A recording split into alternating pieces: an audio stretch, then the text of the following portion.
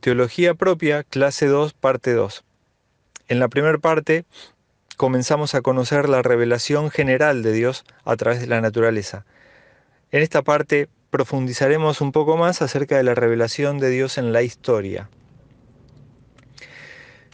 Las escrituras de Israel muestran que este pueblo estaba convencido de que Dios se había revelado y continuaba revelándose en su propia historia, en la historia del pueblo de Israel.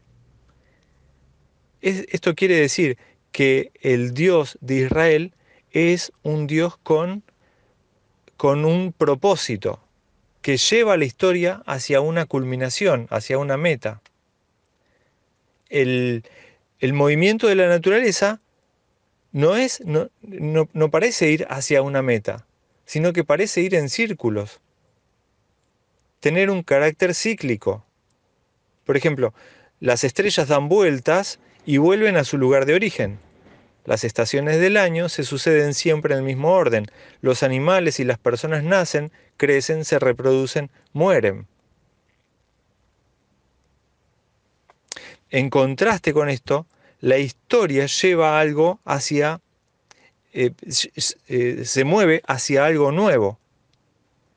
Por supuesto que hay ciclos en la historia. Los imperios, igual que los animales y las personas, también nacen, crecen y mueren. Pero sin embargo, esos ciclos no son una simple repetición de lo que ocurrió antes, sino que llevan a un propósito, es decir, a algo nuevo. Al menos eso es lo que vemos en las escrituras. Cada vez que en las escrituras se identifica al Dios de Israel, no se lo identifica solo por sus nombres, que son muchos, que son varios, sino también y sobre todo por sus acciones en la historia. Dios es el Dios de Abraham, de Isaac, de Jacob y de su descendencia. Pero Dios se identifica a sí mismo diciendo: yo soy Jehová tu Dios, que te saqué de la tierra de Egipto, de casa de servidumbre. Es decir, Dios se identifica a sí mismo como aquel que había actuado en la historia, que había intervenido para cambiar el destino de un pueblo, de una nación. Esa cita es de Éxodo 22. Muchos estudiosos bíblicos señalan este contraste entre la religión de Israel y la de los pueblos vecinos. Porque mientras que en esos otros pueblos se adora a los Baales que gobiernan los campos y su fertilidad, en Israel se adora al Dios que trajo a Abraham y a Sara desde Ur, al Dios que sacó al pueblo de la esclavitud en Egipto y que lo trajo a la tierra prometida y que más tarde lo hizo volver del exilio en Babilonia. ¿Se entiende el contraste? Pueblos que adoran a los dioses de la naturaleza contra un pueblo que adora al Dios que intervino en la historia. Ahora, hay que decir esto, hay mucho desierto en este contraste. Sin embargo, también hay una matización, tenemos que cuidarnos de no llevarlo hasta la exageración, porque por supuesto que el Dios de Israel no es solo quien lo sacó de Egipto, sino que quien también hace que la tierra produzca la hierba y que los árboles den el fruto.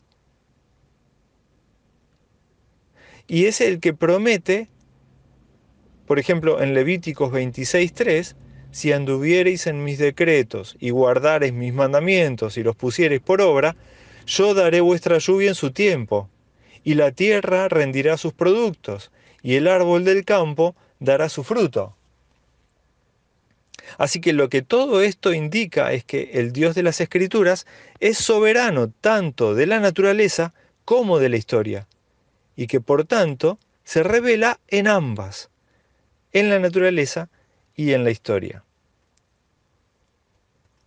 Esa revelación de Dios en la historia le sirve al pueblo de Israel y nos sirve también a nosotros, los cristianos, como una clave para discernir la revelación en la naturaleza. ¿Qué significa esto? Bueno, que para conocer al Dios verdadero en la naturaleza, antes tengo que saber lo que Él hizo en la historia. Porque de otra manera Si yo simplemente tuviera la revelación de Dios en la naturaleza sin conocer lo que hizo en la historia, podría caer en el error de cualquiera de las tribus paganas que adoran a sus muchos dioses.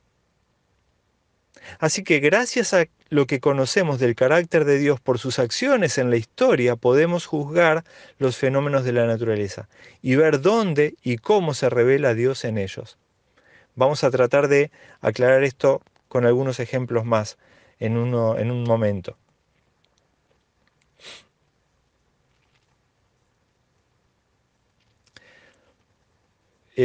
Por otra parte, de la misma manera que al observar la naturaleza podemos llegar a conclusiones contradictorias, así también la observación de la historia puede parecer revelarnos a otros dioses que no son el Dios de Israel y el Dios de Jesucristo. Es importante recordar esto, porque si lo olvidáramos, podemos correr el peligro de santificar o de sancionar todo lo que ocurre en la historia. Hay muchos ejemplos, pero posiblemente el más dramático sea la enorme matanza de judíos que tuvo lugar a mediados del siglo XX a manos de Hitler y de sus seguidores. ¿Acaso podemos decir que, ya que Dios se revela en la historia, esa matanza fue una manifestación del carácter y la voluntad de Dios? Por supuesto que no. Otros muchos ejemplos podrían tomarse de la historia de los pueblos latinoamericanos.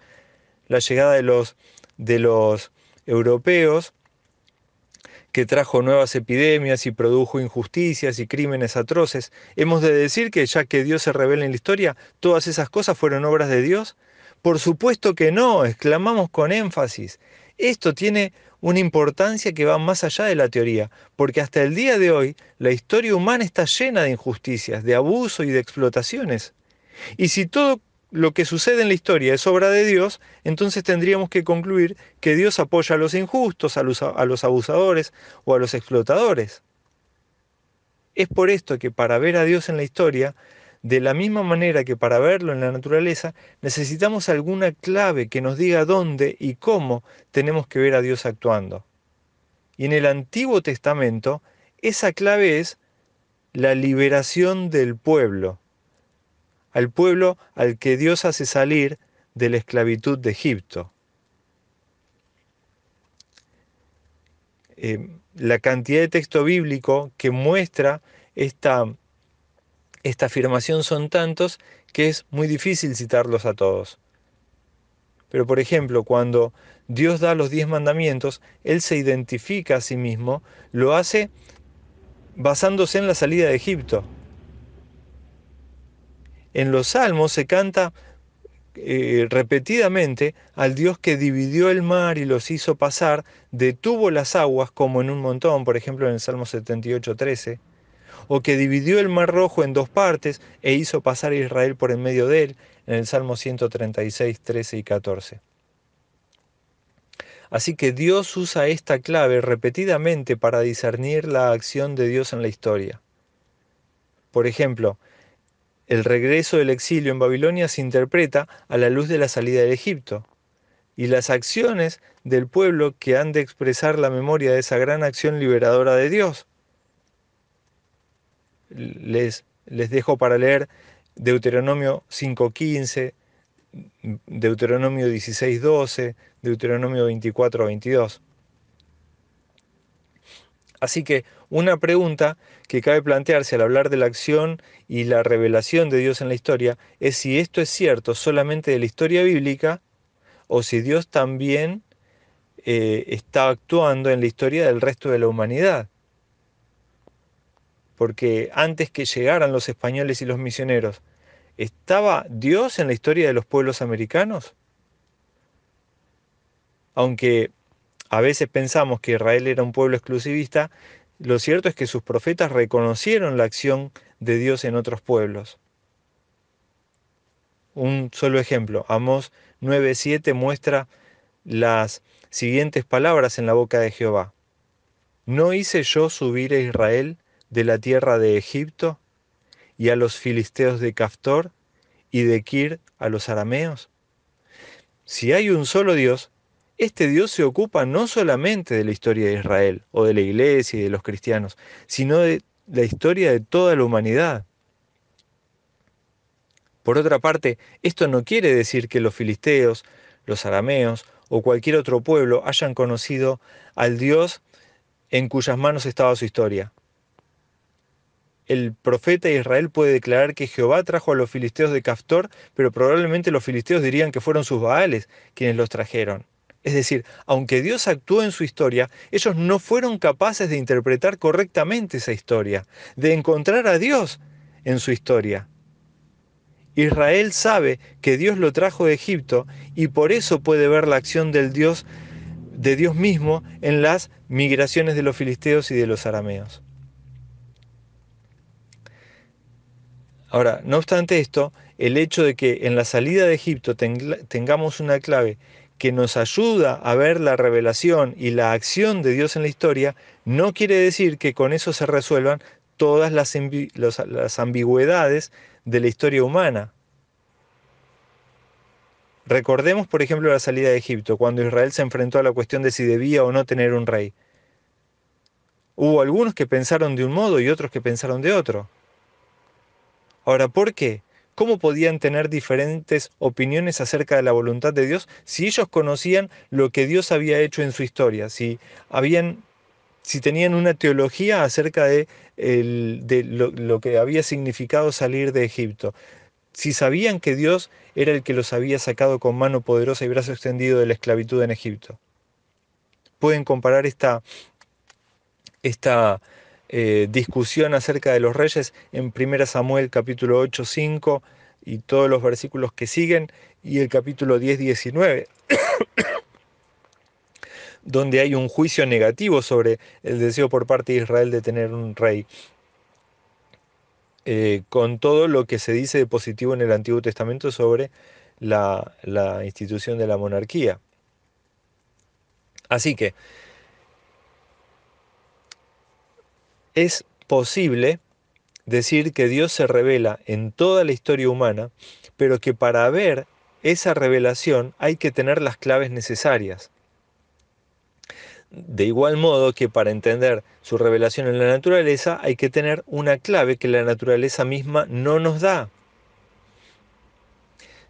Al mismo tiempo, hay que recordar que esa clave no nos libera de las ambigüedades inherentes a la condición humana y que personas completamente fieles y sinceras pueden no concordar en su interpretación de la acción de Dios en sus tiempos. Hagamos un breve resumen para terminar esta parte de la clase 2. La naturaleza nos muestra a Dios y nos muestra a un Dios poderoso, nos muestra a un Dios eterno, nos muestra a un Dios bueno. ¿Cómo vemos esto? Bueno, lo vemos a través de sus obras maravillosas en la naturaleza, de la complejidad con la que hizo las cosas, de la hermosura que vemos en la naturaleza. Entonces, la naturaleza nos muestra la gloria de Dios. La naturaleza humana, a través de la conciencia, el pensamiento, los razonamientos, nos muestran el carácter moral de Dios. Sin embargo, otros podrían ver otros hechos en la naturaleza. Podrían ver que la naturaleza es conflictiva y que la naturaleza humana es perversa, cruel y egoísta. Y entonces pensar que, puesto que ellos ven esto en la naturaleza, el Dios que controla todas las cosas, o son muchos dioses en conflicto, como sostenían los antiguos pueblos paganos, o es un Dios perverso y cruel que está interesado en que el más fuerte termine comiéndose y destruyendo al más débil. Así que, aunque podemos ver en la naturaleza las obras de Dios, la naturaleza no nos muestra unívocamente, sin lugar a dudas, cómo es Dios. Y por eso, para encontrar a Dios en la naturaleza, tenemos que haberlo encontrado antes actuando en la historia. Israel, ahora, la historia misma también es ambigua en esto, porque así como hay actos de bondad que ha realizado Dios y de liberación que ha realizado Dios en la historia, otros podrían ver también actos crueles o cíclicos en la historia que no nos muestren al Dios verdadero. Entonces, para esto, para encontrar al Dios en la historia, necesitamos tener las claves correctas. La naturaleza no nos daba una clave, la historia ahora nos da una clave. Israel encontró esta clave en la liberación del pueblo de Israel. El Dios de Israel es el Dios que nos ha liberado. Así que cuando queremos saber, decían ellos, cómo es Dios, tiene que ser un Dios que concuerde con la liberación que ha hecho. Es un Dios que nos saca de la esclavitud, es un Dios que nos lleva hacia la libertad. Ese es el Dios de Israel, el Dios que hemos encontrado en la historia, decían ellos. Entonces, una vez que encontraron al Dios en la historia, pueden volverse a la naturaleza y encontrar las obras del Dios verdadero que los había sacado a ellos de la esclavitud. Me parece importante hacer esta señal, esta síntesis. Eh, Ahora, como acababa de decir, la historia, aún así, aún conociendo al Dios que sacó a Israel de la esclavitud, aún así tenían diferentes opiniones en cuanto a Dios, por ejemplo, en cuanto al establecimiento de la monarquía. Así que, en todo caso, así como la salida de Egipto le provee a Israel esa clave para discernir la acción de Dios, una clave que todavía sigue siendo de importancia vital para los cristianos, así también la iglesia cristiana tiene su clave central en la persona de Jesucristo.